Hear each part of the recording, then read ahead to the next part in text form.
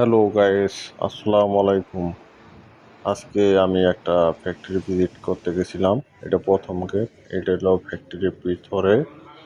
আহ, এই পাশে হলো এটা রাস্তা ফ্যাক্টরি কিন্তু আরো ফ্যাক্টরি আছে এটার ভিতরে 4টে ইউনিট।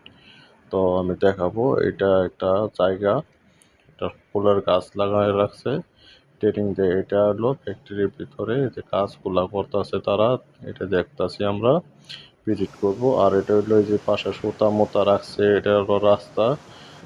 এই বক্সের ভিতরে সুতা রাখছে এবং কি মাল সামানা রাখছে বডি বক্সের ভিতরে। এলো পাথারি রাখা যাবে না, এটা নিষিদ্ধ। ঠিক আছে। আর সুতা কোড নাম্বার দেখে সুতা নিতে হবে এখান থেকে। সেটা আমরা আসলে ফ্যাক্টরিটা পরিবেশ অনেক ভালো পাইছি। আর এটা ভিজিট করলাম। আর এখানে যে কাজের কাজগুলা আমরা দেখতেছি। এটা হলো ফ্যাক্টরির বাহিরে।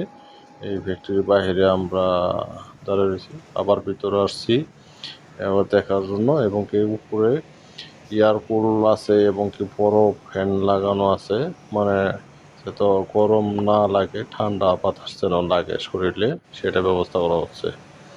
এটা এই পাশে আউটপুট কোয়ালিটির লাইন, সেটা আমরা দেখতেছি। এবং আমি আবার বাহিরে আসলাম এটা দেখার জন্য। আবার ভিতরে যাচ্ছি।